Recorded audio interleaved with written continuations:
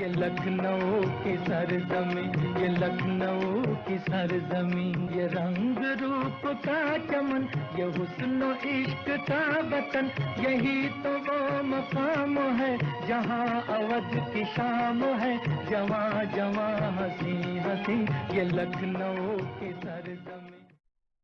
सरजमीने लखनऊ की आबो हवा, यहाँ के फजाओं की दिलशाद महक, माटी की तासीर और जुबान की शीरीनी ही कुछ ऐसी है कि जो एक बार लखनऊ का दीदार कर लेता है, यहां की यादें उसका सरमाया हो जाती हैं। लखनऊ नवाबों का, कबाबों का, हुस्नो इश्क का, अदबो फन का, तहजीबो रवायत का शहर तो है ही, ये इमामबाड़ों और बागों का गुलदस्ता भी है।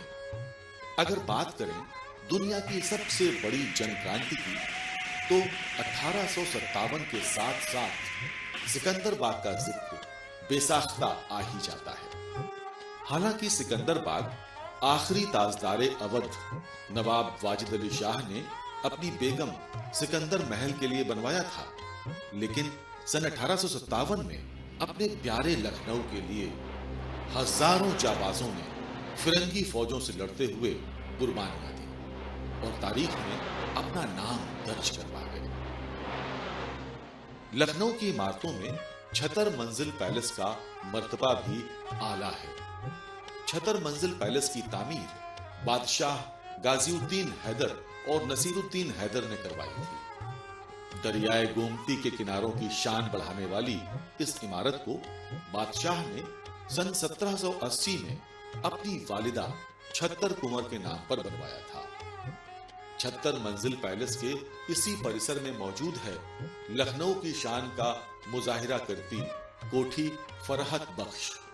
इस कोठी को फ्रेंच इंजीनियर क्लॉड मार्टिन ने तामीर किया था।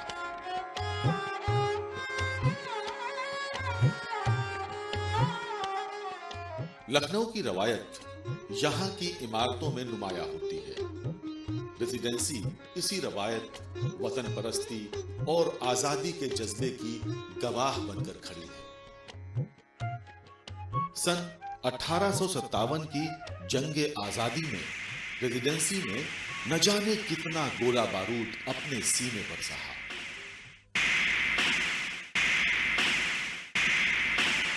यहां पर मौजूद कब्रिस्तान में आज भी बहादुर सिपाही सोए हुए हैं जिन्होंने अपने मुल्क के लिए वीर गति पाई।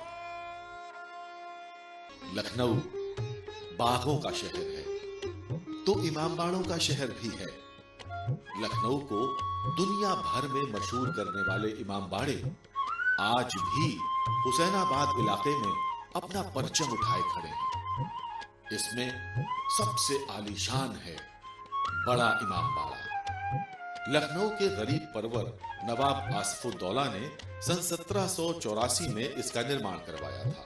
उनका मकसद था इसके निर्माण से अवाम को उस दौर के बड़े अकाल से राहत मिल सके। बड़े इमामबाड़े का भव्य गेट, जिसे रूमी गेट कहा जाता है, लखनऊ की सिग्नेचर बिल्डिंग है। 60 फीट की इस नक्काशीदार इमारत को मौलाना रूमी के नाम पर नवाब आसिफुद्दौला ने ही बनवाया था।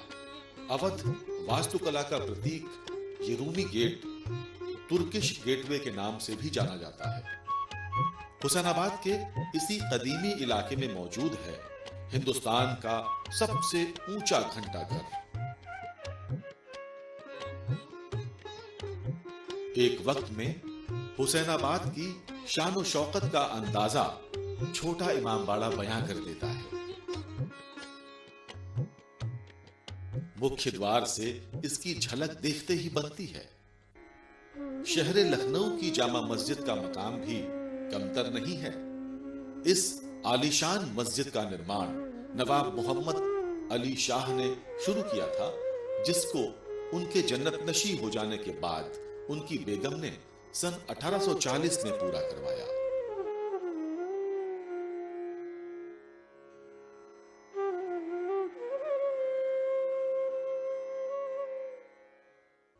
ये लखनऊ का दिल हजरतगंज है।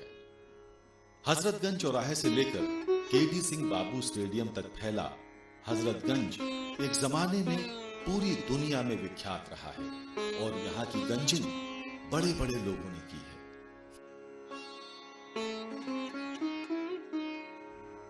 लखनऊ लज्जतों का, मसर्रतों का और उम्दा कारीगरों का शहर है।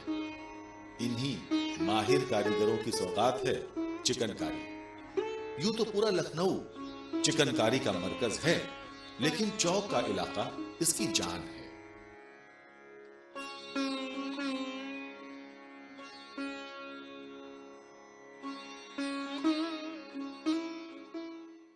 दौर कोई भी रहा हो, लखनऊ की माटी से नगीने पैदा होते रहे।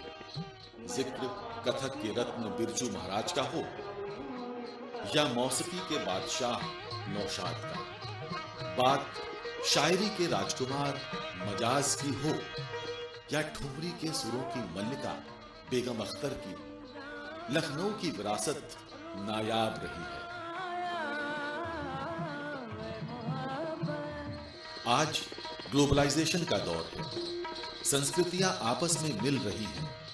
आज इसी लखनऊ ने मॉल, फास्ट फूड, आधुनिक लिबास भी अपना लिया है। कुछ नई इमारतों ने लखनऊ की शान में बेइंतहा इजाफा भी किया है।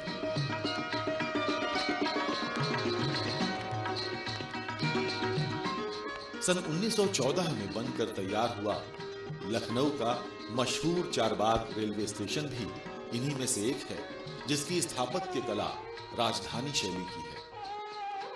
हालांकि शाम अवध का चर्चा दुनिया करती है, लेकिन जरा सुबह लखनऊ का रूहानी उरूस तो देखिए।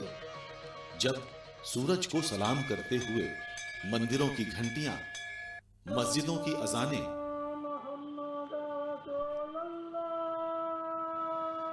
और गुरुद्वारों से कुर्बानी फजाओं को पवित्र करती हुई कानों के जरिए रूह तक पहुंचती है, तो ये सहसा लखनऊ की तारीफ में दिल कह उठता है कि लखनऊ हम पर फिदा और हम फिदाए लखनऊ, क्या है ताकत आसमां की जो छुड़ाए लखनऊ।